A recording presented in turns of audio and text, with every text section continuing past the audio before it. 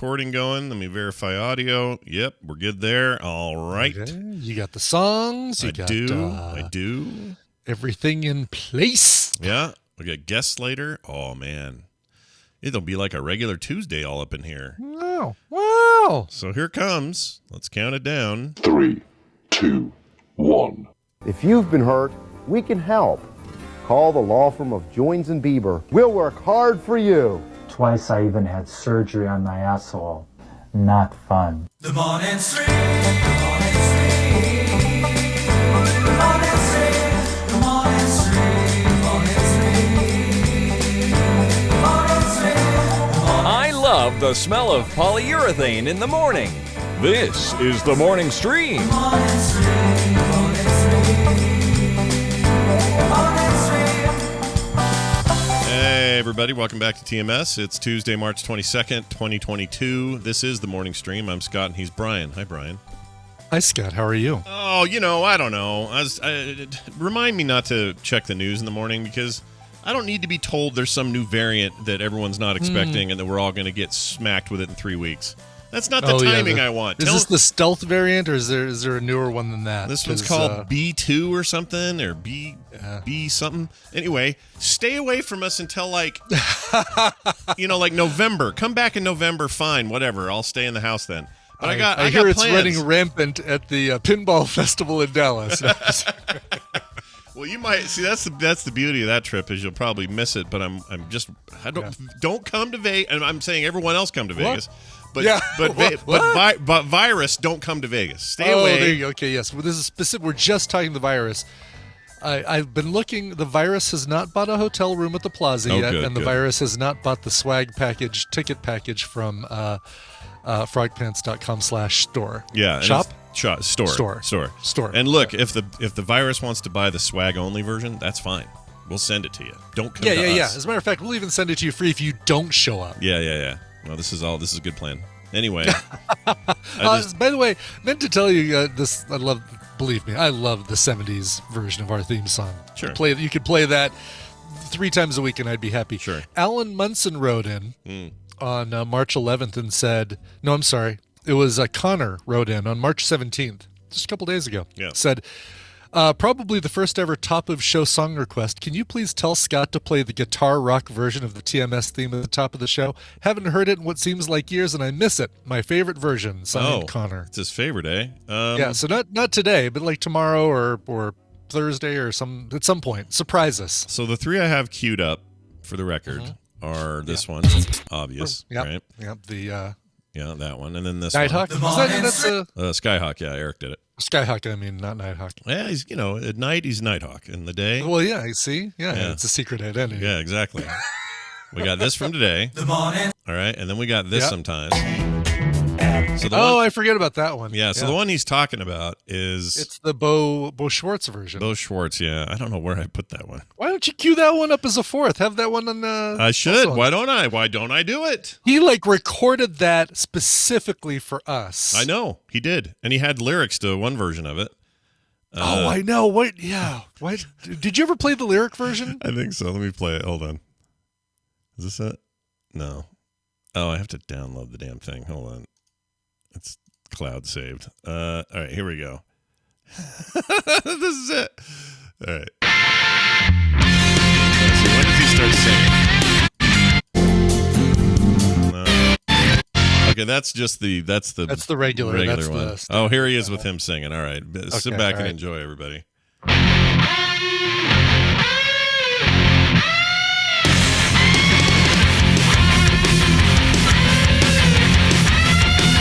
It's the morning stream, almost every day with Scott and Brian.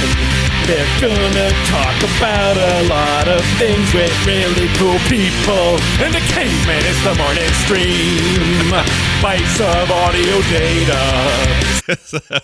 Wait, what? Why aren't we using this thing every day? Because that thing's ridiculous, man. Even he knows God, it. Awesome. I love it. He does rule. Dude, he's great. He does our core intro as well, which is pretty great. Different song, but yeah, similar vibe. I like that we have yet another rocker in our our family. You know, I agree. These talented bastards, man.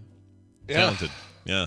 I mean, Bo would never tell you he's a great singer or anything, and probably from hearing that you can probably agree. But whatever. I mean, whatever.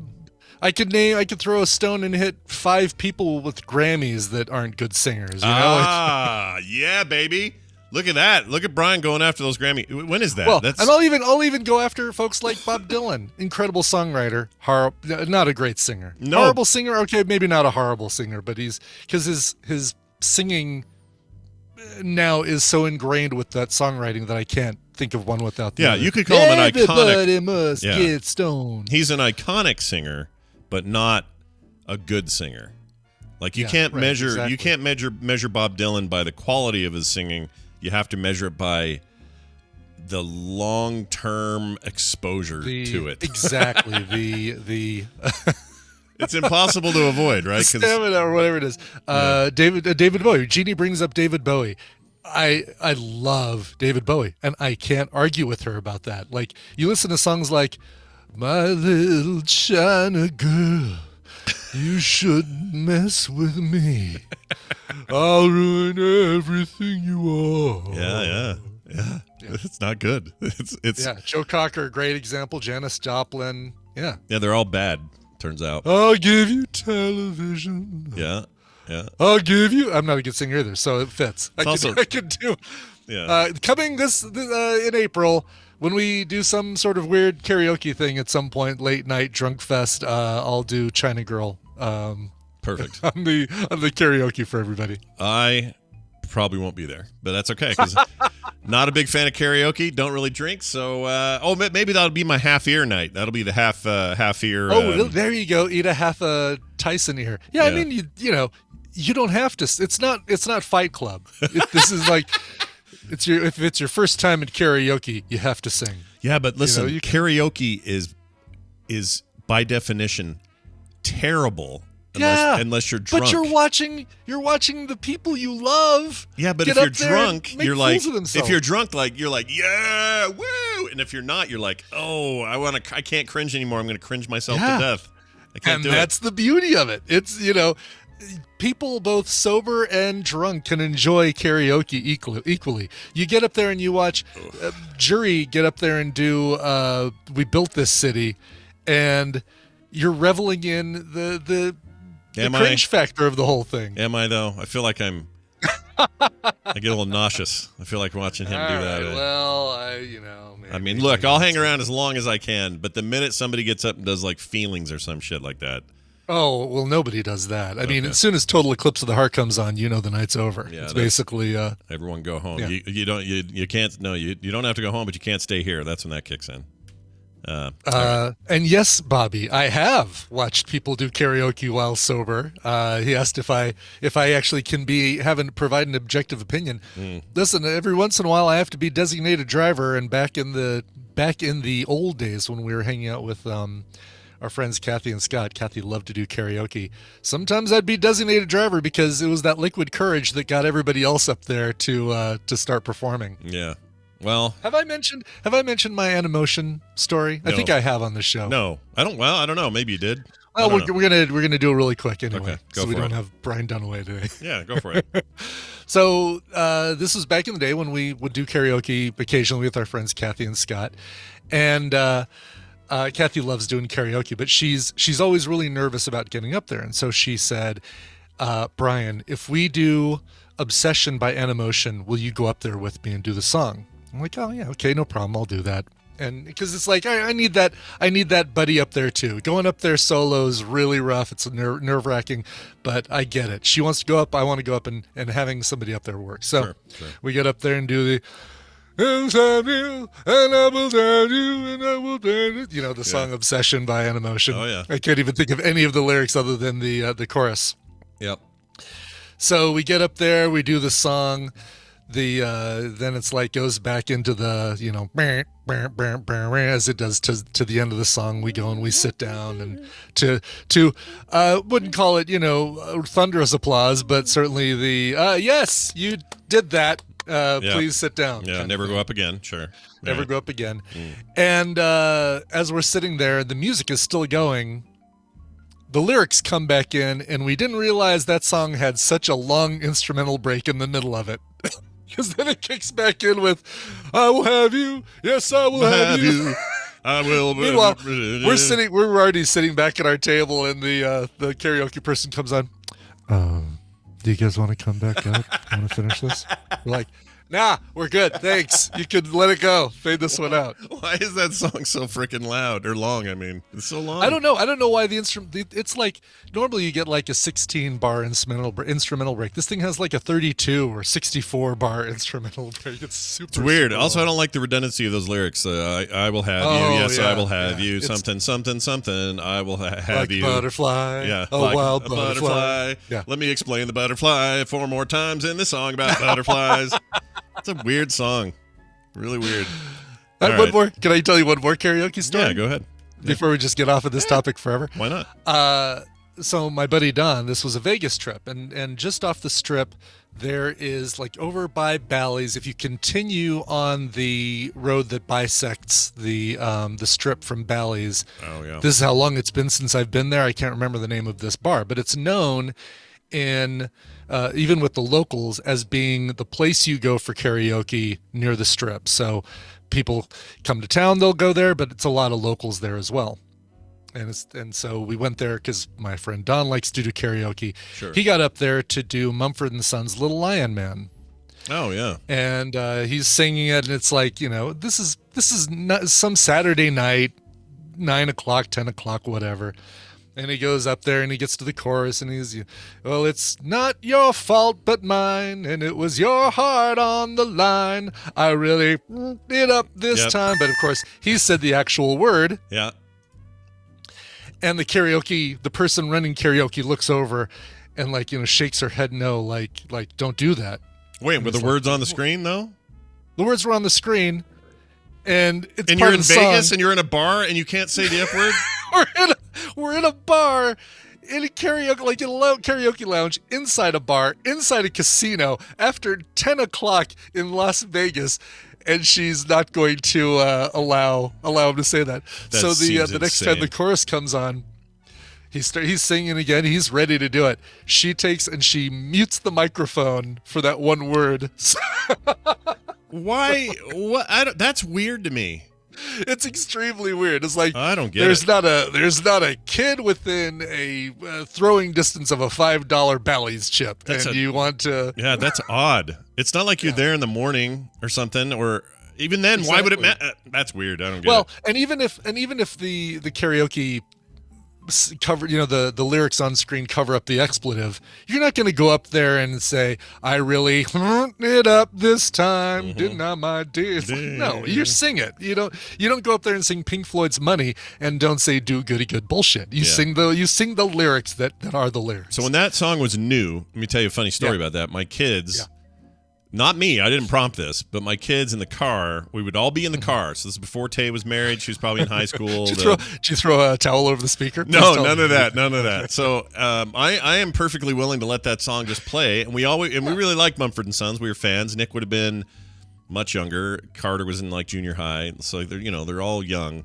We're in the car. And that song would come on, and you'd get to the I really effed it up this time, and they would just make a giant collective beep sound. The three of them. The kids would bleep the word out. Yeah, so it'd go, we're really, and they'd go, boop it up this time. They'd do it from the back of the car. And it wasn't me doing it, and I would just laugh. I thought that was great, because we wouldn't turn it down or anything. We just let it play, but I don't know where they got that from. They probably... If there was ever any doubt that those were your children, that erases... Yeah, you're not wrong. Like, there was a time where if, I think I've told this, if there was a movie or TV show and we were all as a family watching it and anyone even made out or kissed, it didn't have to even be something worse than that. Just somebody kissing, I would go and make little fart noises on the couch. Yes. And now that's all we do if we're together. Doesn't matter. It could be Pixar and somebody kisses somebody and one of my kids will go, hey, Dad. So it's a thing we have. It's great. I love it. Oh, my goodness. Well, all right. There's all the karaoke you're going to hear about until April. All right, everybody. Till April, until the next morning after when. No, because the first rule about karaoke club. Yeah. It's It's kind of like the third rule, if it's your first time at karaoke, you have to sing. Just like that, the first rule is you don't talk about karaoke club. There it is. Now, let's speak of something much more pleasant. This question I have for you. Yes. If somebody came to you and said, everything in life, all of it, is going to be free to you. So that means, Brian, you want a fleet of a giant mansion and a fleet of Maseratis, they're yours. You just have them. Okay. You want your own private plane? No problem. You got it. Whatever you want, whatever you need, food, clothing, any desire, whatever. Everything money can buy, you can just have for free. Here's the caveat. Okay? Free forever, by the way. Until you're off this mortal coil, you get everything for free. All right. This was a dream I had, by the way. That's why I'm telling this. Okay. In the dream, this is how it worked, and I wanted to see how you'd react. Yeah, all right. So you get all that stuff for free, but here's the big but. Every single thing you ever eat, which you have to do to survive as a human being, has 1 to 2 ounces minimum hobo poop. And the reason it's hobo poop... My favorite Sloan song, by the way. Yeah, it's real good. That one really... It didn't get high enough in the charts for my taste, but it was pretty good. So the reason I say this is, well, first of all, it was in the dream, and the reason it's hobos are different. I'm not saying homeless poop. Everyone, keep your emails to yourselves. Right. That's No, you're basically describing the person with stubble and a stick over their shoulder with a bindle made up of a bandana containing. Yes. Probably containing a bottle of liquor that has XXX on the label. Yes, and these guys, they kind of have magic powers, sort of. They travel by train. They all know the secrets and everything. So anyway, we're talking that. But they're not great eaters. They're kind of gross. Of hobo poop. Every meal you eat, it doesn't matter what's in it. If you just got a shake driving through a McDonald's. That McDonald's has 1 to 2 ounces. That's of a bad hobo. example because that might already have it in there. Let's. Oh yeah, we can't. That's why you guys wonder. let's say Chick-fil-A. Yeah. All right, Chick-fil-A. Whoever you get a thing. It doesn't matter. Greatest meals in the world. You got Chef Ramsay right in front of you doing your personal bidding because money's never an object. Yet everything you have to eat has not just hobo poop. In the dream, it was specifically. Here, I'll play this to get it out of my system. Here, hold on. It was hobo. Oh, where is it? Where's my... Oh. Diarrhea. It's Hobo Diahareer. Oh, all right? Jeez. Yeah, really? yeah. So that was the deal. So do you, in the dream... I'll get to that in a second. If somebody presented that to you, would you do it? All things are free to you, Brian, in the whole world, except this 2 ounces of hobo diarrhea and everything you eat. And so you would have to... Oh, by the way, that the way it worked in the dream was it's scaled. So you couldn't say... Well, all right, fine. I'll eat a, 400-inch pizza. That's only got an ounce. Well, no. It would scale up depending on the total. So you had a ceiling. Oh, no. Yeah, really? you had a ceiling of how much total food was there. That was 1 ounce or 2 ounces. And then as the food's weight went up, the amount of hobo diarrhea went up with it. So would you do it?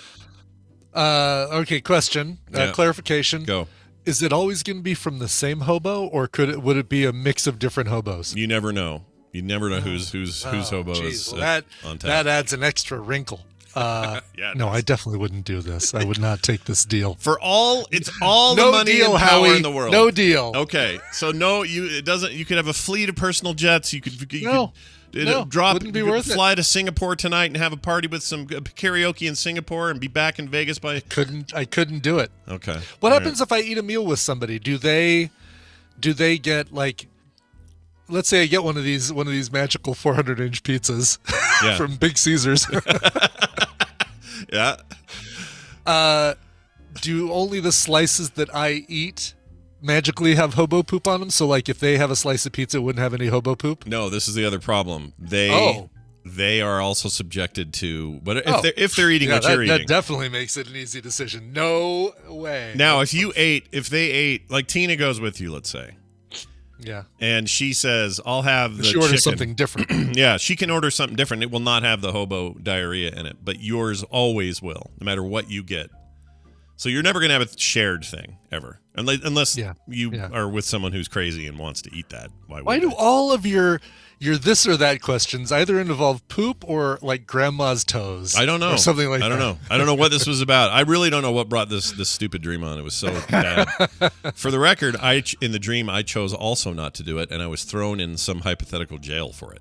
Oh, really? Yeah. Well, you didn't tell me that there was a penalty for not accepting the deal. Only in this dream did that happen, but I didn't know the penalty until it was handed down. So now, Brian, you go to jail. That's what happened. Oh, well, you know what? I'll take it. Yeah. Isn't that a dumb thing to dream? My brain is... What a bizarre thing to dream. Yeah, my dreams, dude. You know what it was? I ate a bag of Chex Mix before bed because I don't know why.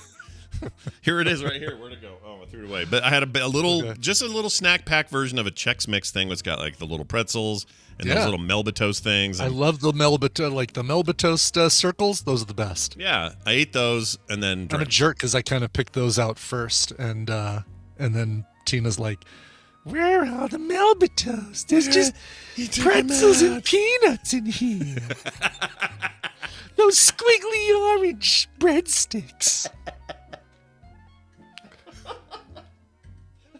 That might be my favorite version of her doing a thing. It's really good. It's so good because it plays on both the stereotypes of those stupid pieces that are in there and great voice. Exactly. It's very good. Well, I'm going to stop eating before bed is the point. I already have. I think you should. I'm not supposed to eat after 7. I've been pretty good about doing that. Once in a while, I'll, cave and eat something dumb. But I swear if I ate popcorn, I'd still dream. I don't know what it is about, when I drink, I have weird dreams.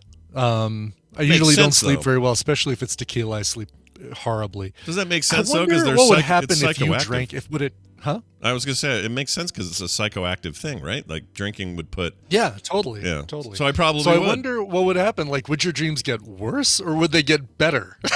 Would it counteract whatever it is in your brain that... I guess it was the Chex Mix. We'll blame it on the Chex Mix. I could do Kim has cooking wine. She has some cooking wine. I could try that right before bed, and see how that treats me. I don't think there's a lot of alcohol in cooking wine. I don't know what's in there. Actually, I think she gets the good stuff. She goes to her and Carter. Carter's in the chat. They went to a liquor store. This must have been hilarious because they don't drink either. But they're in the liquor store buying vodka for the what is it you make with vodka? Vanilla extract stuff. Oh, right. So they were in there buying that. They're buying a bottle of this and that. They bought some rum for some cooking thing Kim wanted to do. All these things. And just bopping around and they're being all friendly and everything. Everyone else in there's just kind of, oh, give me my booze. I got to get out of here. And they're just like, yeah, we're going to go home and make some vanilla out of this. But so that means technically there's some legit vodka in the kitchen somewhere. There is, yeah, for sure. So there you go. Have a little shot before bed tonight. Let us know what your dreams are. All right, I'll let you guys know how it went. We'll call it, vanilla Mexican vanilla extract, whatever. We can kind of lump this into your virgin pina colada experience and call it my Mexico an extension of that and keep your streak safe. It's for science. Yeah, and plus the continent's still. I mean, Mexico is technically North America, right? No. Isn't it? It is Central America, isn't it? No. Oh, Mexico's I guess north. if you're not talking about right, because it would be North America. Yes, because they're part of the North American There's not a continent, trade Central agreement. America. Yeah. There's a region, Central America, but there's not a continent. Yes. Yeah. A lot of people forget that. But they, we're all connected. We're all just one people here. Let's make this happen. Yeah. Central America is not a continent. We know, Bobby. We know. Yeah, I said that, Bobby. I think Brian said region. That's what he said. I did. Brian region. All right. It's a region. Here's this.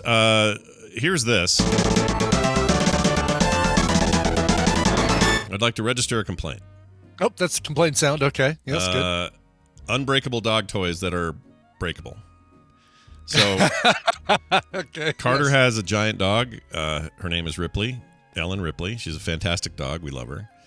But she likes to chew, and so you get her chew toys. And you buy these Kong things that are supposed to be guaranteed to never break. Bright red, thick rubber Kongs. Yeah, right? It's some bullshit. There is what I'm telling you. They break. Yeah. Fine. She chews through those things the day she gets them.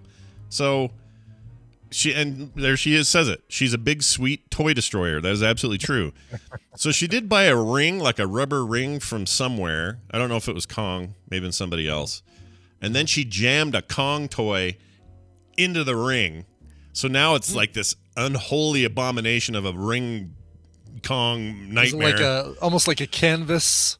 Is that what the material is, or a Tyvek or something? Oh, I don't know. I don't know what that is. There was something that we got that Ruby was never able to destroy, and she was a toy destroyer. She loved stuffed animals, and she would like carry him around as her little baby. She'd gently put it in her mouth and walk around the house with this little stuffed animal in her mouth until she decided she'd had enough of it, and then she'd rip the eyes out of it. Oh, well, you get frustrated. Every single time. That was the first thing to go, were the eyes. You don't remember the brand of the thing that she couldn't break? Do you remember it? No. I'd probably be able to find it at a PetSmart.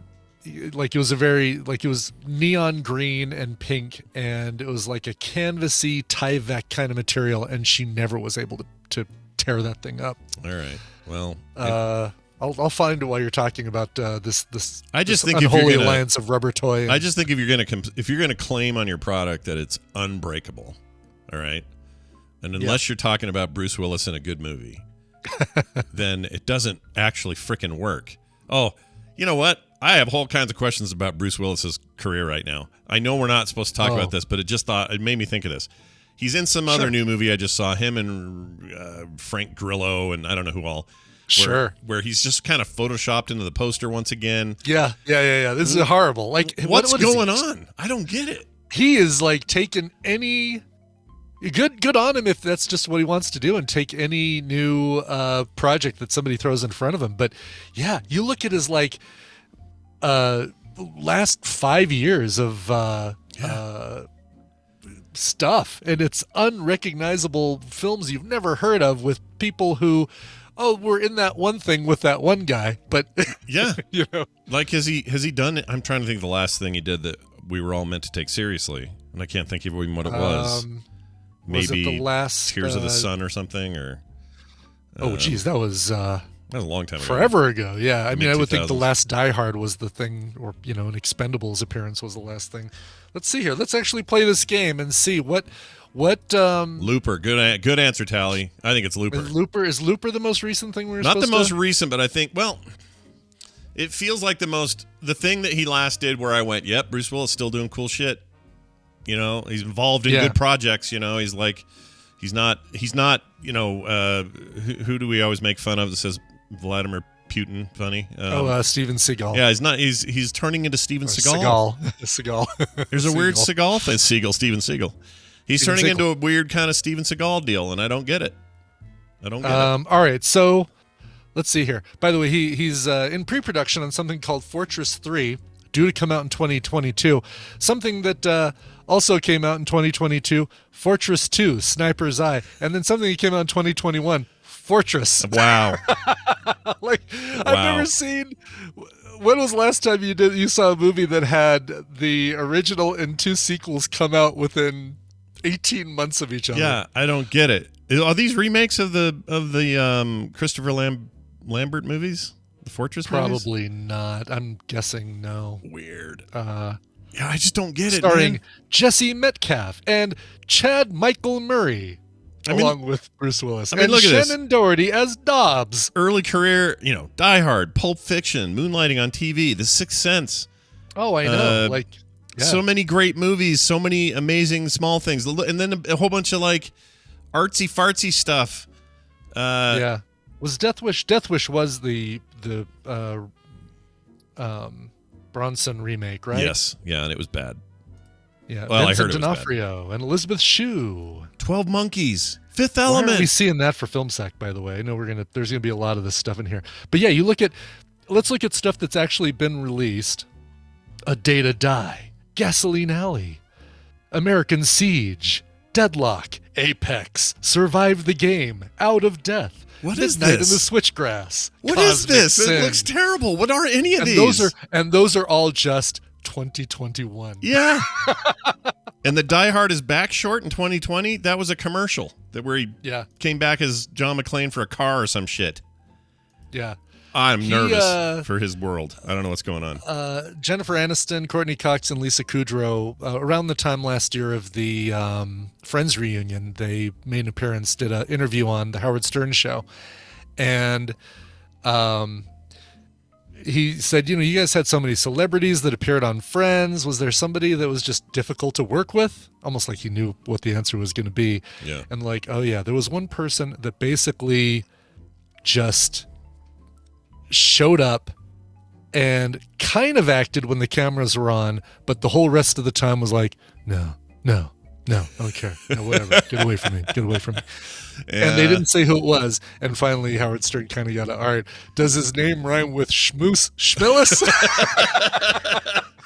That doesn't surprise me. I feel like we've heard other stories, like the Expendables set. He was kind of a dick on. Yeah, Kevin Smith described almost that exact same thing working with him as soul crushing in that book, that the Kevin Smith autobiography. Yeah, just said that he was impossible to work with. So yeah, Good Day to Die Hard, G.I. Joe. Would we call? All right. What would we say would be the last thing we were meant to take seriously? The Sin City sequel in 2014, the sequel to Red 2, or G.I. Joe Retaliation? I'm going with that Sin City? Yeah. 2014 then would be the last thing that we were kind of meant to say, oh yeah, Bruce Willis, all right. Doing another sequel, doing whatever. Because look at the rest of this. After that is... It's all bad. All of it. Look at all this stuff. I'm looking at it. It's bad. It's bad. Yeah. You could look at this list and say, I think all 12 of these movies could appear on a Blu-ray pack that you get in the one of those plastic bins before you leave Best Buy. Yeah, or as Brian Dunaway always says. Okay, yeah, Glass. I forgot about that. 2019. So I didn't see Glass. Yeah. You need to see that. Actually, boy, as much as you love the Unbreakable universe, did you ever see the... I didn't see Split either. Didn't see Split? No. What's the matter with you? I don't know. I should probably catch up, I should probably do that. For sure. I think do the triple feature. Watch the first one again. I've seen that movie like a million times. I would totally watch it again, no problem. I'll watch the other two. I guess I was nervous that Shama Ding Dong would disappoint me, and I don't want to be disappointed. There were aspects of it. Glass is really good if you stop after the first ending of the film. Oh, I guess say 10 minutes of the movie. And I'm like, oh. Yeah. Okay. Yeah. No, I really liked Glass. I really liked Split, too. I thought all that was really good. Yeah. But they put a whole bunch of extra endings onto that movie that it didn't need. There's like this great reveal. It's like, oh, wow. And then they do another ending that explains the ending you just saw. And it's like, I didn't need that. I got it from what I saw. I know what's happening. Yeah. There's some rumor floating around that he owes a ton in taxes, and that's why he's doing all this. Oh, really? Okay. Yeah, phoning this stuff in because he just needs to pay this stuff off. And it's in the millions of dollars or something. Well, yeah, so whatever. Wonder how he was on the set. Walk by night, some fly by day, some take any script that passes their way. I look at him on the cover of Moonlighting. He's got a nice smile. Yeah. You look at him on the cover of everything since then, and it slowly evolves to be like a scowl now. He just like looks he's pissed. holding in a fart. Is basically the face you get on Bruce Willis posters these days. Is like... Yep. I think we've got the lay of it. All right. Anyway, sorry, Bruce Willis. We didn't mean to dive into you, but we did it. Let's get to some news stories here before we take our leave. Okay. We'll start with this thing here. Oh, look, it's time for the news brought to you by patrons like you. Yes, you out there. For as low as $1 a month, you can support your favorite morning show. We are your favorite morning show. Screw that Jennifer Aniston, Reese Witherspoon thing. No kidding. And help keep it on the air. For details on all the cool stuff you get, hop on over to patreon.com/TMS today. Yeah, I agree. Do it today. All right, check this out. Americans, that's us. Yeah. Me and you. A lot of us in the chat. I know there's some Canadians in there, a few other foreign nationals, but Americans can get $5 million US for informing on Russian oligarch assets. Oh, nice. Yep. This is way better than the Florida thing where you can rat on the person next door. Yeah, unless he's an oligarch, then it's exactly the same. Oh, you could do that. Ooh, double up. Yeah, double up. So, Brian, if you were walking around outside and you saw some crazy yacht attached to some huge trailer or something. If the Russians still lived next door and a big yacht, like they pulled up with a big yacht on a tow chain or a yacht on a trailer, because that's how you get yachts around. I guess you can't count like a fence problem as an oligarch asset, but still, I like to think you could. So here's the deal. Tipsters could get up to $5 million for snitching on Russian oligarchs under a new government program. The U.S. launched Wednesday a program that offers rewards up to $5 million for information leading to the seizure of stolen assets linked to Russia or other foreign governments. The program comes as Western nations hit Russia with harsh sanctions in response to the country's invasion of Ukraine, with European countries impounding multi-million-dollar yachts.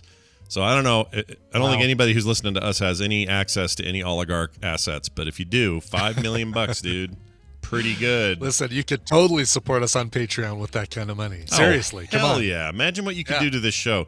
We'd get the game show thing. Brian and I could dump a bunch of stuff and do more TMS entirely. Exactly. Yes. Why don't we do that? Give us Why all your don't we money. do that? Citizen Kane in the news. You know the old movie everyone thinks is Sure, great? Rosebud. Yeah. Is it bad? I'm going to admit something here. I've seen it. But you've never seen it? No, I've seen it. Oh, really? So you're up on me. I've never seen Citizen Kane. Oh, you should one day, so then I can hear your We take can on see this. if I think it's as meh as most people in this day and age do. That's the thing. Like, I understand it's a thing of its time, and so we're supposed to see it with that context. Yeah. I just was kind of bored. That movie bored me. I tried. No, I get it. I tried, man. I really did. Did you ever see Mank, by the way? No. Wait, did I? That was I don't know. Did you?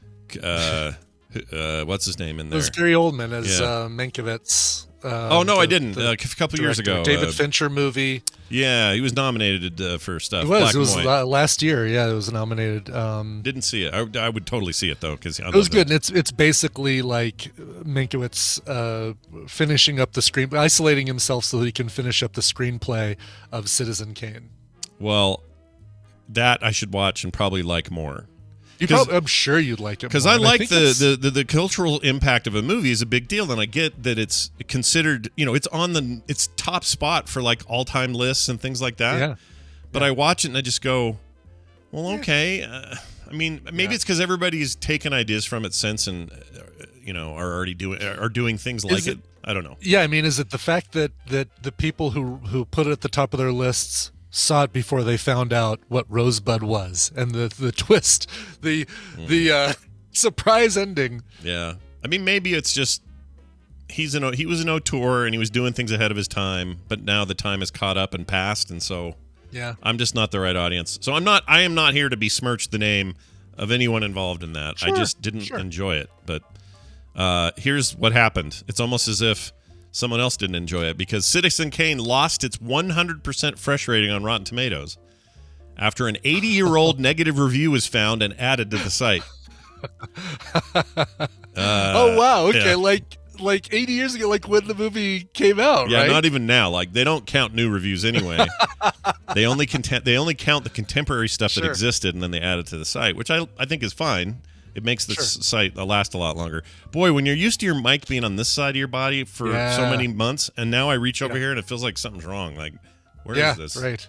I'll get I don't know what I'd do if this behemoth was ever not in my face. Yeah, it's really weird. All right, Citizen Kane, or where was I here? Let's see.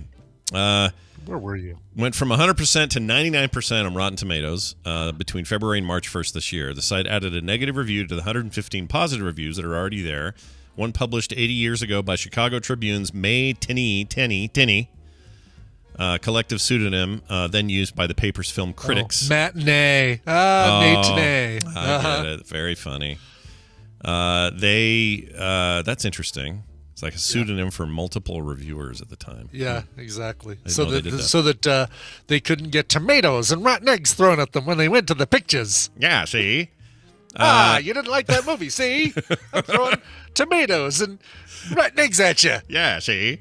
I'm going to shake my fist at you, too. I love that era. So much great stuff. Yeah. Citizen Kane fails to impress critics. It's interesting. It's different, writes the Tribune. In fact, it's bizarre enough to become a museum piece, but its sacrifice of simplicity to eccentricity robs it of its distinction and general entertainment value, says the review. The unimpressed write-up was spotted by somebody on Twitter, and no longer 100% fresh. Is there anything It made left? me throw my 5-cent popcorn at the screen and walk out in a huff. It was a real bummer. See? Let's see. If I look for... Can I see you on the... Let's see. Popular... Can I find all-time 100%ers? Should be able to. I mean, Parasite's still holding at 98%. So there's that. Yeah, there is that. That's the thing I should watch. I don't know if you can do... Can you do, like, all-time... Gotta be, right? Gotta be. There's got to be a way, right, to sort and see what the 100%ers are? Yeah, why wouldn't you do this? Let's see. Tomato meter, critics sign up, log in, don't care. Movies. Okay, Certified fresh movies, and then maybe sort... Oh, that's just in theaters. DVD and streaming. I don't know how to do it. Sort by tomato meter. Does it do all time?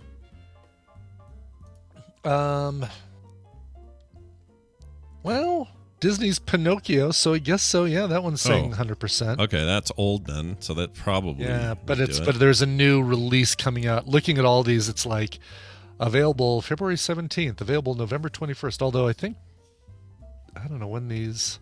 Yeah, because Hannah Gadsby's Nanette is still at 100%. Let's see. I'm looking down this list here. Yeah, I think that's as good as you're going to get. And there's multiple. Yeah, here we go. 100s. Toy Story 2, Toy Story 1, both sitting at 100%. Okay. The Terminator at 100%. Wow. Whoa. The original, The Maltese Falcon. Okay. Stagecoach, Anatomy of a Murder, some classics. M, another classic. Battleship Potemkin. Stop Making Sense. I recommended that a while ago. Yeah. If you haven't seen that. Yeah. That's newish, right? It's newish. I mean, 80s. It's well, yeah, compared to the others. Scorsese. No, who directed that? Jeez Louise. Stop Making Sense. It's 84. the Talking Heads concert film, and it's directed by Jonathan Demme. Demme, yes. Ted Demme's brother who passed away early. All right, they were two directors, and they were both killing that's it. Right. Yeah, Jonathan Demme passed away. Oh no, Jonathan Demme's the one that lived longer than Ted, but he died a couple years ago. Ted Demme passed away. Yes, exactly. Yeah, that's a bummer. Oh yes, Silence of the Lambs and all that. Well, all right. So there are a lot of them, it turns out. So take that, you big dumb old movie. Take that. Sure. Again, somebody wants to write in and give me a big long explanation as to why it's so genius. That's fine. I just could not get into it. I tried real hard. Yeah, you know what? Just because something is great, is lauded by critics to be great, doesn't necessarily mean it's going to be for everybody. So that totally makes sense. It's like this 80-year-old review. They didn't like it. Neither do I. Right, exactly. 12 Angry Men. That's one I want to see. The one with Henry Fonda. I saw the remake. Oh, but yeah. I never saw the original Lumet. Oh yeah, I didn't know there was an original. I didn't know it was based on one. That's cool. I would watch that. All right. Well, that's going to do it for today's fantastic news stories. Yeah. Let's take a break. Man. Boy, do we have a story tomorrow that we're going to give you that we had to push from today. Holy cow. Oh, yeah. Plus, Look I like at that Chipotle one's pretty good, too. Anyway, we'll get to all that tomorrow. But for now, a song, and then Bill will be here, and then Bobby will be here, and then we have a bonus mashup. Yeah, we got lots of stuff today, so stick around. Brian, what are we doing for music? Hey, Scott, you like Incubus?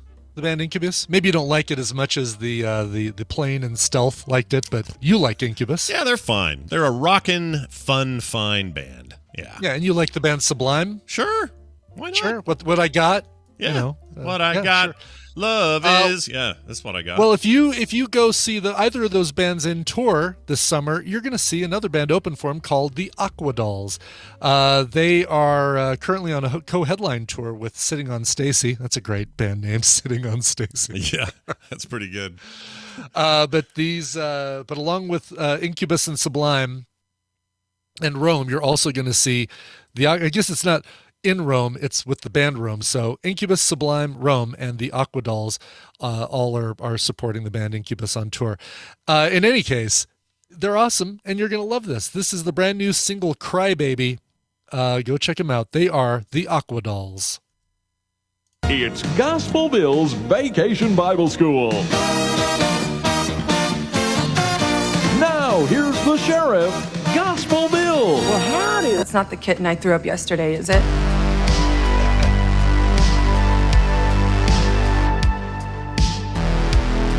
The Morning Stream, the next best thing since sliced bread. You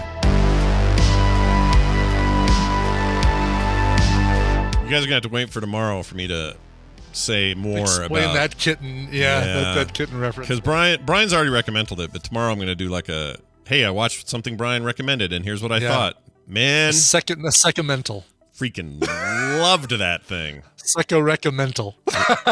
I don't think I've loved anything more lately that is also something I would warn most people I know not to see. You know what I mean? Like a lot of people I know who are just squeamish about certain things or whatever, I would be like, maybe avoid that. But I loved it.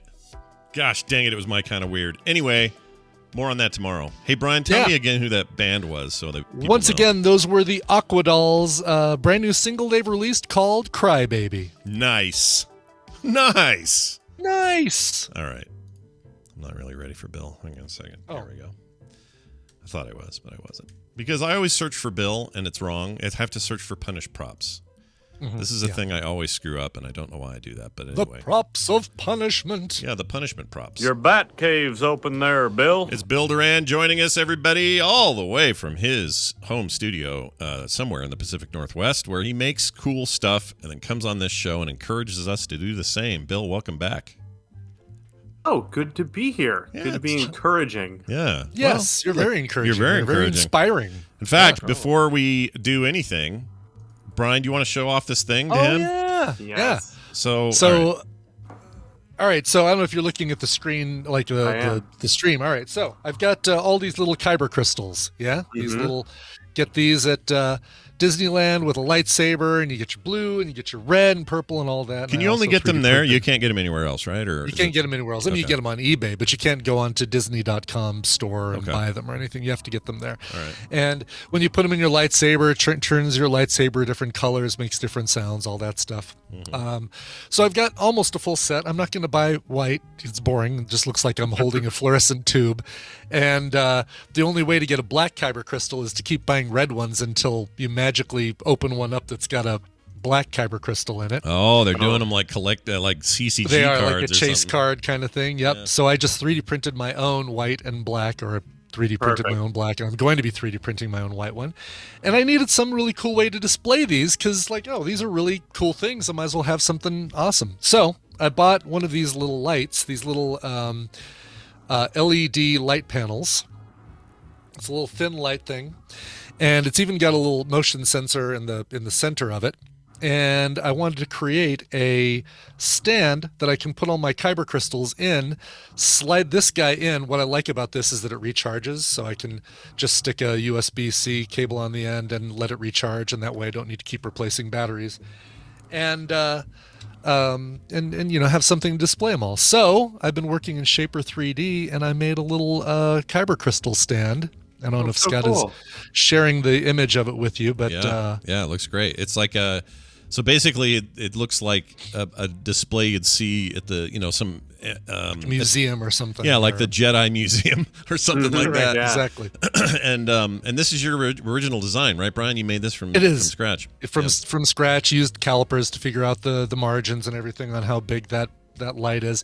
So what you're seeing now is just going to be the test print, and if I don't need to change anything size-wise, then I'll move on to like really black spire outposting the look of it to make it look like it's something you actually got at Black Spire Outpost with some Star Warsy kind of shaping on it. Then I'll paint it and make it look like it's all banged up and rusty and weathering it would be really fun for sure. Sand worn and that sort of thing. It looks awesome. Sprinkle on the sands of Tatooine. Exactly. The only other question I had about this thing is what came first. Did you see the light and go, "Oh, I bet I could jam this in here and do these crystals"? Like, where did the idea? No, I was originally thinking I would do some wiring with 7 LED lights underneath it, and I thought, well, you know what? The problem with that is I got to keep changing the batteries. I want something rechargeable, so I just went on Amazon and said rechargeable LED lights, and saw this and thought, oh, well, this is perfect. Came in a 3-pack for $20. Nice. And then said, yeah, give me that, and I'm going to just design something around it. The Amazon also, I don't know if these are secondhand. They probably are. They're fake. I don't know. But they're Galaxy Edge Star Wars kyber crystals on Amazon. You can buy in all the different colors. But they may be cheap knockoffs. I don't know. Probably. Yeah, either that or it's somebody Amazon Marketplace selling them. Because I think only Disney can officially sell those. Let me see. Yeah, they might be To me, they look like they came out of some Chinese factory. And Oh, yeah, no, these look like people selling their kyber crystals, especially the people who buy a ton of red ones. Yeah. And because this is somebody selling their Galaxy's Edge Star Wars kyber crystal set of 6 new and sealed for $158 for 6. So you don't get black, obviously. Yeah, that's not too bad. Some of these are cheap though. 11 red ones for $12.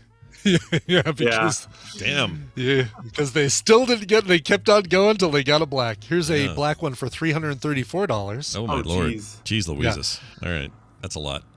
That's a lot. Whatever. Sorry, Vader. Your color's lame, dude. Everyone has your color, Vader. All right. Hey, Bill, let's get to this. Oh, quick thing from a listener for Bill that I want to read real quick. It says, "Hey, Tuesday Bill." I guess you're Tuesday Bill to him. Fine with me. His name's Ken. He says, I swallowed a very small amount of epoxy glue last week. He said e-week, but I think he means week. Electronic week. It's affected his typing. Yeah. He says, is there any reason to worry? Says Ken. and standard disclaimer, Bill is not a doctor, but Bill, have you ever eaten any of your own glue and then went, oh no, what do I do? I've eaten glue? No? Okay. No, I haven't. Considering it's been a week, he's probably fine. I'm just confused as to how the epoxy ended up in his mouth. No details on that, unfortunately. I wish. All I can say is none of your glue should come anywhere near your mouth. I think that's just a pretty good statement for everyone to go by. Something must have flicked up. How did he do that? I'm curious. Yeah. How did he eat a small amount of epoxy? Only thing I can think of, you got your mouth breathing. Your goggles are a little tight. Your nose isn't working right, so your mouth breathing. You flick it real hard, and a little piece went up in your mouth or something. I don't know. Why do I do all my gluing in the bathroom next to my toothbrush? Exactly. Quit gluing in there. Also, Ken, if you want to write in and give us details, we'd be happy to have some fun with it next week. So let us know more. Sure. There we go. All right, Bill, let's finally get to you and what you've got this week. All right. What's going on? What do you got for us? I made something. Got a new video up on our website there. I've wanted something from the Men in Black movies for a long time, and the Noisy Cricket was the obvious choice. It's funny to me. It's teeny tiny. It's basically a joke in the movie, but it's still one of the most iconic Hollywood weapons of all time, right? It is. Yeah. It's perfect. I will admit, Bill sent me a preview of this during the week. I got a little text from Bill showing this, and I immediately A, knew what it was, and B, thought you had gotten the actual gun prop somewhere. Like, that's how legit this thing looks. And thank you. Yeah, it's a very memorable part of that movie, I think, is silly tiny gun that makes the most destruction and all that. But anyways, so tell us about this build. Yes, I designed mine to do with 3D printing, and in fact, I used it as an example project for a new video course I have. I put out a Fusion 360 video course over at punishprops.com that's aimed at beginners. So if you've never used CAD software, the course is designed to teach you how to get started, do 3D model props for 3D printing. That's the whole goal. So I have a number of example projects. I did Hellboy's bullet. I did Luke's lightsaber from Return of the Jedi, and then sort of the final project is the Noisy Cricket. It's a little more complicated, but it's a good example. It's a good challenge for people to try and 3D model it themselves, and that's all in that course over on our website. Nice.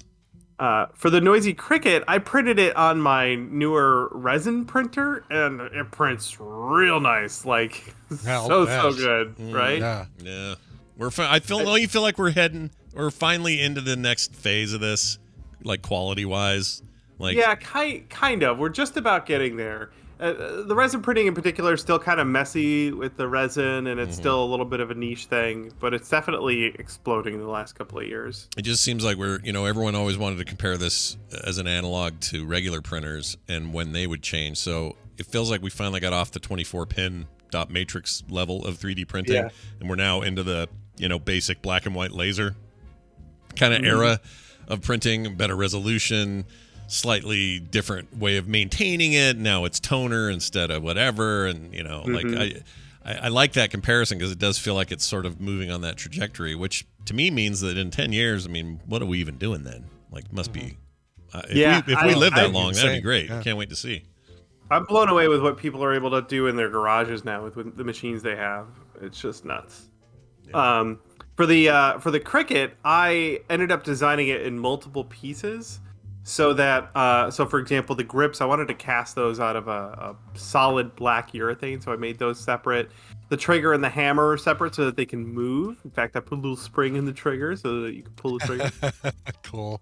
And I made the inside of the Cricut hollow so I could put some LEDs in there.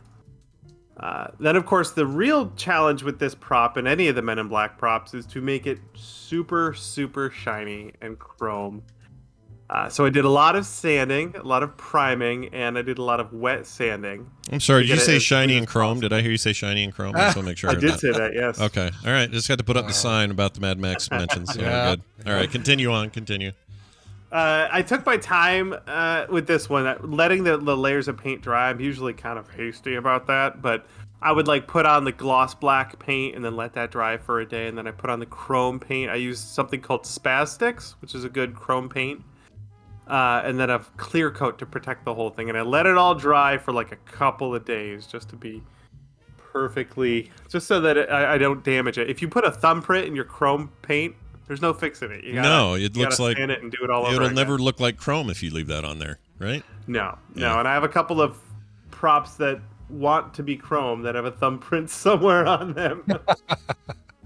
If you look hard enough. And cat hair. There's every prop I have has just a little bit of cat hair in the paint. It's like every Big Mac. Yeah. Yeah, that's a good way of comparing it. Yeah, at least 14% cat hair. Right, exactly. Yeah. Every Big Mac has a little bit of cat hair. Just a little. It's fine. Yeah. It was really super fun to put this thing together. There's something about designing a multi-part 3D print and then getting to assemble it that feels like putting together a new toy. It's really fun. Yeah. I use real screws for everything, both as decoration but also for functional parts like holding on the grips, and the pivots for the hammer and the trigger are both real screws. The battery and LED compartment is held closed with magnets, which is always very fun and satisfying. That's cool. Just has that snap when you close it together. Sure. Getting the LED, 2 batteries, and a switch crammed in that tiny area was a little bit of a challenge, but I got it to work. And I'm just so super, super pleased with how the whole thing turned out. Gorgeous. It is just gorgeous. How did you? How were you certain that you were getting the proper scale? Because that's such a tiny gun, and you might see it in 3D on a screen and go, well, that looks right, but then print it and go, well, this is too big, or Right. So I found a photo of the screen used prop. The website Prop Store, whenever they have a prop in house before they sell it, they take tons of photos with it, including photos with a ruler in them. So I found a photo of the screen used noisy Cricut with a ruler in it, so I could tell how big it is, and I could scale it that way. Nice. So it's pretty on the money as far as the size is concerned. Yeah, as good as you're probably going to find out, right? Like there's no other way. To really Unless know. I had the actual one in hand that I could measure with calipers and everything. Right. Okay, very cool. And this thing, how long? What was your total build time? I don't know if you ever paid much attention to total build times, but do you know how long it took you overall? A couple of days, probably. I don't know, half a day for the 3D modeling, printed overnight, and then like 2 or 3 days worth of paint and assembly all together. It was spread out over a couple of days, a lot of time spent waiting for paint to dry, but yeah, a week maybe, sure, week-ish, all compressed. Are you and of the resin jobs you've done, you feel like? I mean, is this a new high watermark for you? Do you feel like you're? Oh yeah. Yeah, and the 3D printing with that new resin printer is going really well. This particular resin we use, this is Soraya Tech Blue. It's their smoky black color. It sands really well. It prints really well. I'm just really in love with this process. Oh, so this was the the transparent stuff. Yeah, and it was just actually kind of cool. Before I did all my sanding, you can kind of see through some of the parts. Yeah. It's kind of like what you do with the squirrel, where like you need only one little part of the model to be transparent, but you're going to build the whole model transparent and then paint over the parts. Yeah, totally get that. Yeah. That's cool. Oh, your little LED assembly is cool. Isn't it? Yes. So you could change that any time if you wanted to do a different color. Oh, yeah. In fact, I've got it's a little. It's not great. The connections aren't great. And I learned that I used aluminum tape for some of my contacts, and you can't solder to aluminum. But I have copper tape as well, and you can solder to copper tape. So I may swap that out because the light gets a little sputtery sometimes. That's pretty awesome. That's I'm cool. sorry, I know you said it, but what's this resin printer you're using now that you're happy with? That would be the Anycubic Photon Mono X, not the 4K. Not the 6K, I'm sorry. Yeah. All right, let's see The older here. one. Okay, so chat, I'll put this up in the... Oh, these aren't even priced that bad. This is fun. No, right? You can get a decent. I found out yesterday you can get a really decent small resin printer for under $200 now, That's which insane. was not the case, several years ago. That is crazy. $239 right now. Let's see, is this the one? Yeah, the 4K model. Wow, that's tempting. And how much do you pay for a bunch of resin? Does anyone know what that is? You get a 1K or one. Was it kilo? 1 kilo bottle for $30. That's Yeah, the price on that's come way down. Yeah. Ah, damn it. That's really tempting. I thought these were in the thousands. I had no idea. That's a great price. Yeah, Okay. you should get one, and then you can take my Fusion 360 course and learn how to model stuff, and then just make whatever you want. That's right. Sure. Make whatever I want. All right. Well, this is great as always. Go check out that build at punishprops.com. YouTube channel, of course. You can get there directly if you're already a follower, and if you're not, please do so. Hey, Bill, what's our bonus link today? I've been watching the channel Smarter Every Day, and he's doing a multi-part series that is a tour of the Kodak filmmaking factory in Rochester, New York, which is just a stone's throw from where I grew up. In fact, I have a cousin who lives in Rochester. That's cool. It's really cool. It's like an hour long of them touring just the first part of filmmaking making film. They're not making movies. They're making 35 millimeter film for a camera. They're making the thing you make movies with, though. Yeah, That's right. Yeah. Oh, that's and cool. It's absolutely fascinating. They use a lot of old machines, like all the old machines they used to use. They still use them. It's just mesmerizing and wicked cool. That place looks like you need to film a action post-apocalyptic Fallout movie in it. Look at this place. Yeah, right? Wow. It's all brick and everything. Yeah, that's cool. All these pipes everywhere. I love that kind of stuff. All right. Awesome. Go check that out. That's Smarter Every Day. Very popular channel. If you haven't checked it out already, you should. Bill Duran, it's always good to talk to you. Punishprops.com. Chim Beard on Twitter. Have a fantastic week. See ya. Bill. See you next time. Oh, there you go. That's great. 15 hours it's going to be to print that thing, by the way, my stand. Whoa. So it'll be overnight tonight. And Is it going now? It's not going now, right? You don't have it printing now. No. I'll start at, if I start it now, I guess it'd be done at midnight. I'll start it early enough to where I can make sure as it gets higher than the build vat, I can make sure everything is going okay. So does that, okay, so here's my resin question. With traditional filament. With traditional filament, you have the chance of it spaghettiing out of control once in a while if it's not leveled right or whatever.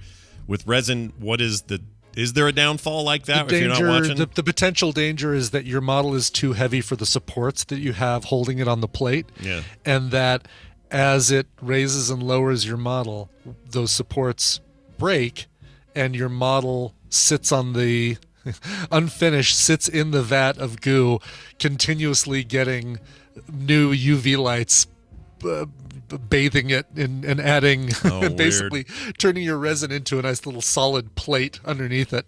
And do you still have a camera trained on this thing so you can No, I don't actually. I moved that camera. I used that camera for a little while as my mini painting camera until I started using my phone, so I have to move it back. Gotcha. So what you're saying is this. I've moved Catwoman. You moved Catwoman. Okay. That's exactly right. Yeah, the problem is that the 3D printer, the resin printer I have has a very dark shaded box around it to keep the fumes in and keep the UV light out. Sure. So in order to get a really clear view of what's going on there with a camera, I'd need to put it almost right up against the box itself or put it inside somehow. Sure. Well, I don't know. It's really tempting. That price is not bad.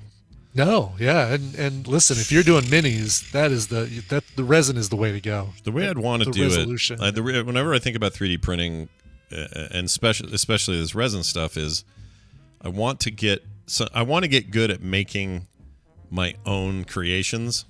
Yeah, but I've never done it at all. So I have like, I feel like I don't know if I just like, can I even fit this into my life? You know, there's like one more thing I got to do. You gotta learn how to turn your creations, and your creations wouldn't be like little geometric boxes and things. They'd be more organic, like the stuff that you did in what was that? More organic 3D drawing tool we were both using for a while. It's on the iPad. Yeah, I'm using. And it's called Nomad.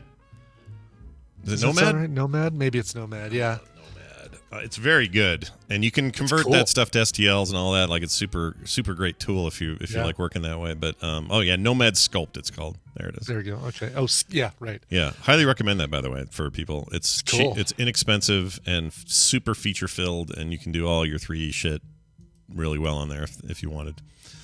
Okay. That was it with that. Now we got Bobby coming in. Yeah. Coming in hot. That Bobby. Coming in hot. Bobby's coming in hot. I gotta get used to the blue Discord logo and not the yellow one. Gosh dang it. Especially after last night's ANTP recording. Bobby's coming in hot. Yeah, he had a lot to do in post for that one. He did. Yes. He seems in post and during. Yeah, during and post. He's good at that stuff, though. It's fun to watch. Yeah, for sure. All right, let's play this sound. Science. Hey, it is science, and it's with Bobby, because Bobby talks about science and comes on the show and does it right here. Hi, Bobby Frankenberger. How are you? I'm doing well. How are you? Excellent. Does feel like we just talked to you, but I'll bet you're tired. I had to take a break from editing ANTP, speaking of that. Been doing that all morning. And yeah. How's that going? Going good? It's hard to tell when you're this deep into it. You stop caring whether it's good or not. You just and right. you just all you care about is how close to done it is. Yeah. When you guys record, I assume you're both just like, sometimes you're probably dreading anything Zencastr may throw at you that you weren't expecting, right? Like Zencastr's really good nowadays. Yeah, is it better? It's this season. It's been pretty good. I'm used to all the trouble that Zencastr throws at us and everything. So it doesn't really bother me too much, honestly. Everybody complains about it, but it's just like, we came up in a time when Zencastr would crash on you every 2-3 times in the middle of those 20-person recordings. So. Yeah, really, all in all, we were pretty lucky last night. We had one little hitch with one contestant and a little hitch with one of our judges, but other than that, I mean, I think. But I don't even think that's not even Zencastr. That's right. That was her laptop dying out because the battery died. Yeah. Oh, yes. But right. Yeah. Zencastr's good. People should use it if they're podcasting, especially with multiple people. Multi-track recording, and it's all on the website. It's really good. We're not sponsored by Zencastr, but maybe we should. Why aren't we? Golly, I need to. Yeah, I need to get on the horn with them and say, look. Yeah, tell them about how your show is completely dependent on that service and how they should be advertising for it. Absolutely, yeah, exactly. We push that thing to its limits, and it mostly comes through with flying colors. Yeah, mostly. Mostly. Well, Bobby, it's good to have you here. We're going to talk about a science story that I actually found and threw your direction because I'm weird this way. Utah connection. Yeah, that's right. I found a Utah connection. The headline is How Climbers Help Scientists Vibe with Utah's Famous Red Rock Formations. I have a lot of friends and family and myself at various times have hiked a lot of that stuff, including some of that they mentioned in the article. There are some incredible hikes and national parks and stuff in our state. It's otherworldly. It's like a different planet half the time. And most of the time I just think of it as, okay, cool. Let's make sure we take nice care of it. But it's nice that people can hike some of this stuff, and the photos are beautiful. But it turns out there might be some geological data derived from dummies going down there and doing their vacations there. So tell us all about it. How does it work? What's going on? Well, so what you're referring to is that there is recently an article that came out. You found this, and it's all over the place. I didn't do a good job of bothering to look at where the interview and everything originated from. But the one you sent me was on Science News. It was also reported on Ars Technica that there's these hikers and rock climbers, like you were saying, that scale these towers and blades formations that are really challenging to climb. And what geologists have started doing is getting in touch with these people and handing them seismometers, which are just devices that measure the vibrations in the earth and rock and everything. They give them seismometers, say, hey, while you're going up there, do you mind carrying this with you? And when you get up there, hang out for a little while and take some readings with these seismometers and find out what you can find out. And so they've been doing that. And climbers have been doing a lot of help with scientists. They go up these rock structures, and they've been able to determine that this is the cool thing. They look really still. They're like parts. They're giant rock structures. They look like parts of mountains, right? They kind of are. Yeah. But they're in constant motion, and that's what they've found out. Is they're constantly moving and vibrating. And from things like the wind blowing across them can cause them to vibrate, but also earthquakes, tiny earthquakes from really far away. There's constantly earthquakes happening in the earth. We talked about that last week. Sure. Even human activity. Just and when we say human activity, we don't really mean like walking next to one, but I mean like an airplane overhead or something, right? Like a helicopter. Yeah, like airplanes or explosions from maybe mining or something like that. They even said in the article that ocean waves from really far away, from the ocean, really far away, can actually cause these structures to vibrate too. And these readings help them understand that. And they found that they vibrate as much as like 1 to 15 times a second. Oh, geez.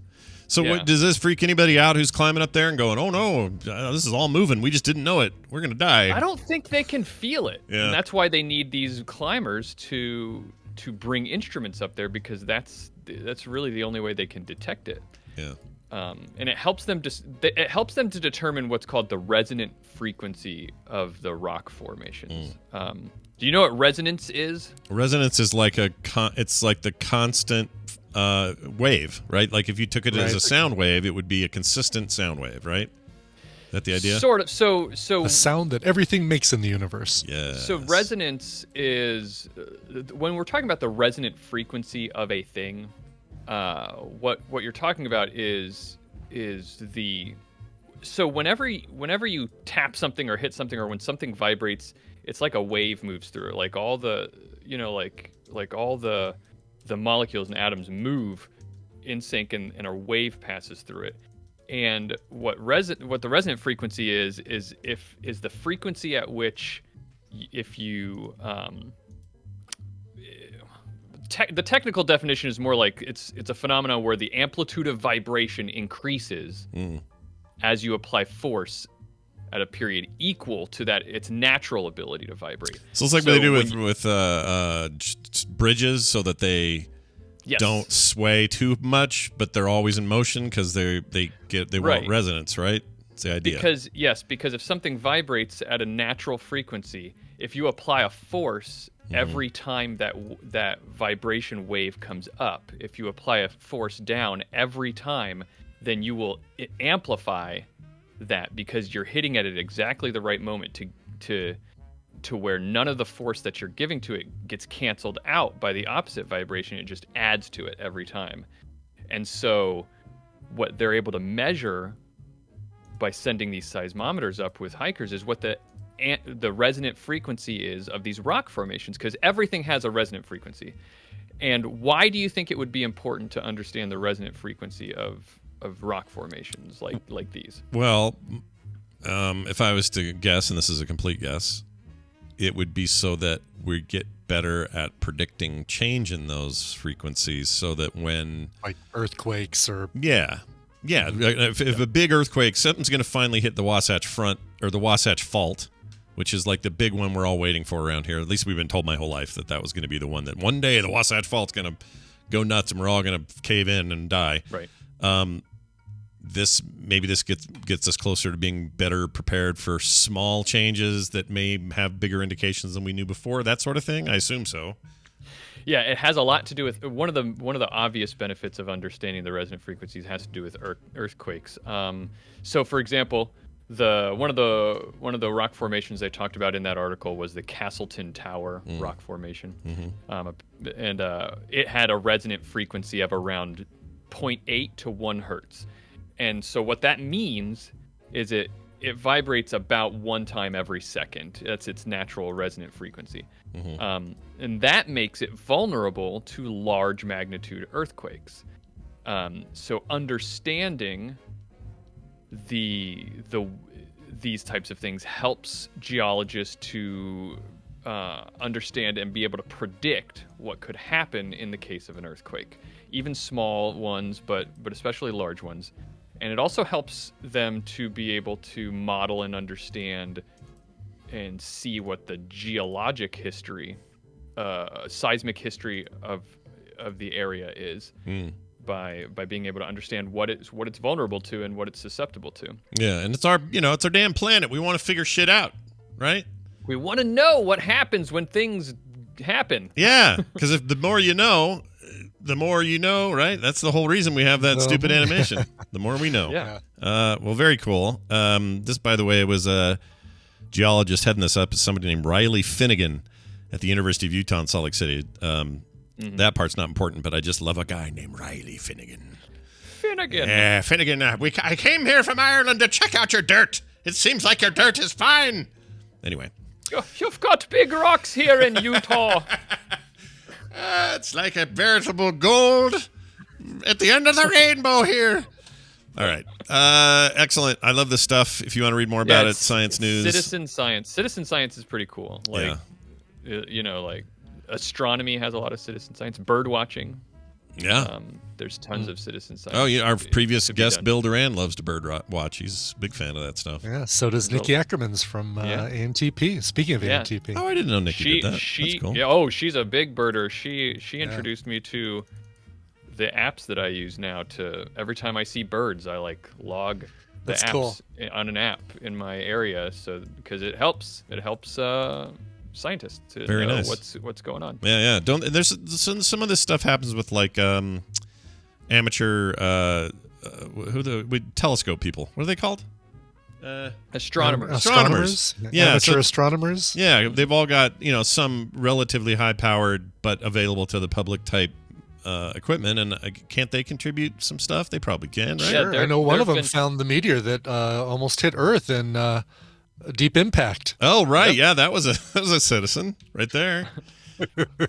but in all seriousness, amateur astronomers have discovered many things that scientists have not, because this space is real big. Yeah. There's lots of space in it. Yeah, more space than you'd think. There's a lot out there. You need a lot of people to look. Yeah, those stars that number more than the sands of the sea. They always told me growing up. Is that still true? Do we think that's true? Still true. Well, there's more sand now, maybe. Because we're not counting the sand under the water. We always counted just beach sand. So maybe if you counted every speck of dust on this planet, would that still exceed or under? Would that still be under how many stars? Is the universe infinite? Because if the universe is infinite, then if it's infinite, somebody else is recording a show right now with Booby Frankenheimer, and he's got a beard and a mustache, but it goes longer than yours, and both of your eyes are fine. Yeah. Yeah. I heard someone say that one time, if the universe is infinite, then there is another planet Earth out there that is exactly the same as us. Yeah. No change, no difference. But then there are infinite numbers of Earths that are slightly different, and then completely different, and then we're not talking number about of monkeys typing Shakespeare. It's the whole. And we're not talking about a multiverse either. Literally in our same universe, if it's infinite, it's out there. Yeah, they're out there doing what we're doing this very second. It blows my mind. Yeah, but they've got 300 million downloads per episode, and they are set for life. That's the difference between. Yeah, I those think guys. there's an edge. It stops. It stops. There's a ceiling to this. You Okay. kind of hit. You go like you're floating along, go, and they just like bounce back into the space again. You just can't deal with the thought that there's another Brian Ibbett out there competing with you. No. Exactly. That other Brian Ibbett, by the way, is totally fine having a little bit of hobo poo in his food for all the money in the world. Right, that's the difference between That's him the and me. big difference. Well, all right. This is always fun to hang out and talk about this stuff. Hey, Bobby, I know you have a show all about science. And in fact, it's called All Around Science, but it's all about science. Tell me where to get it and what you guys are talking about on there these days. Well, I'm going to do my best to unconfuse people about the title of the show that you just did. It's All Around Science. It's not your fault. It's our fault for naming it All Around Science. But yeah, it's called All Around Science. You should check it out. Me and my co-host Maura, we talk about science news and just things we're excited about in science every week. For example, this episode that came out yesterday, we finally, for a couple of weeks, we've been debating over whether a chicken egg. It was my belief that a chicken egg is a very large single cell, and it was her belief that it's many cells, and she also has a degree in biological sciences.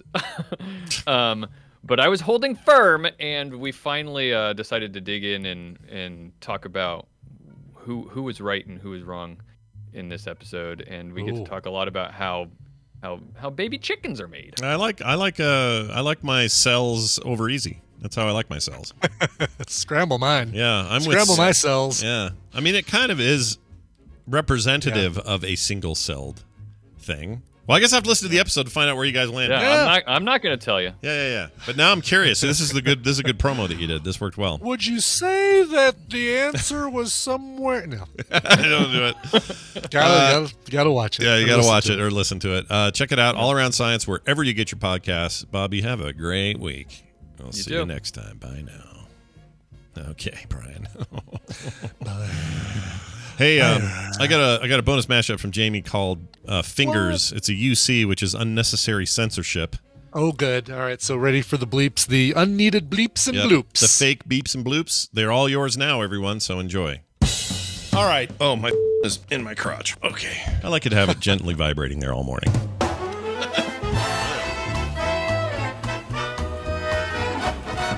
The guy walks in with the most glorious I've ever seen. He was like the Crystal Gale of. Okay, all right. So his length as opposed to bulk. Yes, correct. All we got was just some dude picking up heavy weights with his. Find out why my is purple or whatever it is. Go for it. Oh, I'll never forget this. They had a vat of. Oh, geez, really? Yeah, like a big round steel. I don't know what with just, and I don't know why. Hey, can I take that in the? And I said, sure, I guess so. And so she takes my whole back into the rear. Well, I like to spontaneously in strangers. Does that count? Feels good in my ear holes. All over your face. This is why I stopped doing. I don't think the are any better. Yeah, I don't think. I think are better. Happy she kept that going. I too. I'm a fan. Yeah, mastic away. We like it. He has a big, huge. Oh, does he? I thought he did. That is a big. Yeah, look at the size of his. Ding! My big takeaway from this is I'm hungry for. Is that normal? Why am I hungry? I'm jealous of the big one. I want a big one. Is that later? Yeah, about 96 when I got my first. I'm not saying I'm going to this lady. I'm not going to probably ever do anything with her again. I did shave my because it was getting shaggy and unruly, and I kind of overdid the shave. How tiny or how big is that? So you see on this, you see the top of that, right? The head of that is big and wide. Yeah. Wider than the hole that's on the. So you've got a long slit, and you've got to put the in the bottom of the slit, and then let the go to the top of the slit. Yeah. The slit. If I put this in any place in any order, it's throat, then not vice versa. No, don't put it then throat. Yeah, you don't want that. He just looks good. Look at him. Yeah. Just whipping his around, putting it in his pants. His hole would open up, and he would just stick it out there. And I'm thinking, well, I'll just grab it with some fingers with the hand that's holding the. No big deal. Okay, sure. It's not like a giant. You can hold it with 2 fingers and do the with the other 3 if you need to. Exactly. That's the theory. Wow. Holy cow. That was a beast. That was a beast. That was a well done, Jamie. That was great. I know most of what we talked about was nothing like what he bleeped. Yeah. I would be afraid to play the bleeped version to my mother-in-law. I'd be terrified for her to hear that. Yeah. Because she would believe that we were saying all those things and it had been bleeped. That's how good that was, Jamie. That's the kind of pro you are. Some of those are bleeped so well, I don't even remember the original context of what the hell we were talking about. No, 90% of it, I don't remember any of it. So I think that's a sign that you did good. All right, real quick here. A quick email from Ben. He says, you guys need to check out Archive 81 on Netflix if you want something extremely creepy, weird, and great. That's it. War Eagle, Ben. I like all those things. Is that a series? I'm looking it up. Is that a series or series. a brand new series? Maybe it's a movie. I don't know. Horror fiction, 1 season, so it is a series. Maybe limited series. Number of episodes 8.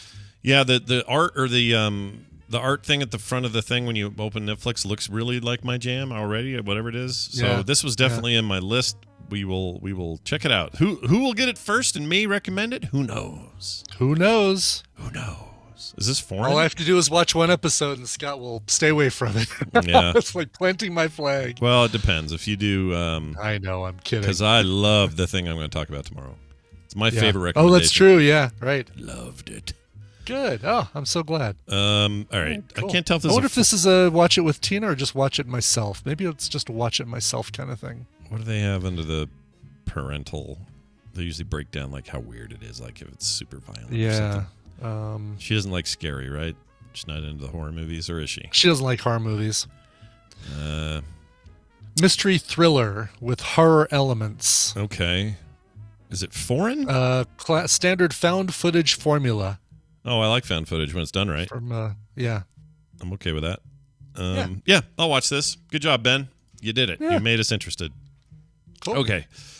What else? That's it. Patreon.com. Brand new, 2022. It just came out, I think, right? Yeah. Yep.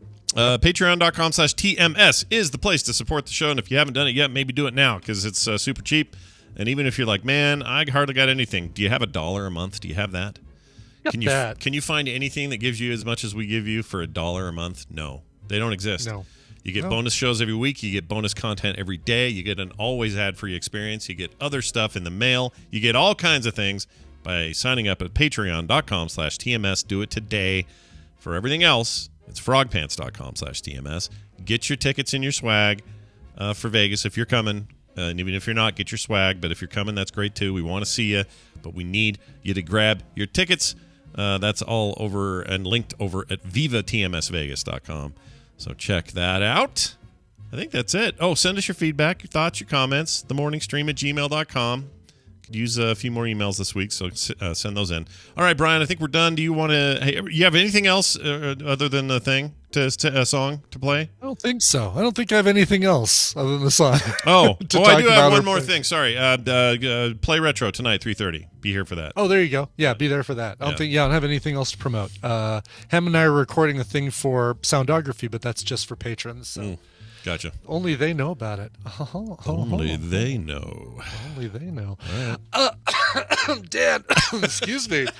You just got into took that deep breath to do my intro. Yeah. Dan wrote in and said, hello again. Waltzer, a super fan here.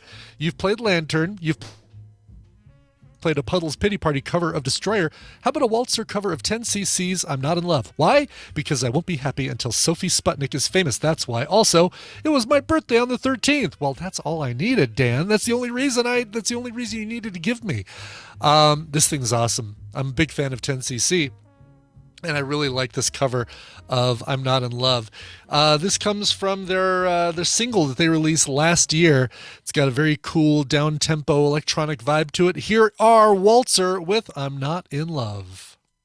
This show is part of the Frog Pants Network. Frog Pants Network. Get more shows like this at frogpants.com. That's right, a super sloppy Hawaiian ring toss. Yeah. Is that Double Dare... Super Sloppy Double Dare? I don't know what that was. I don't remember.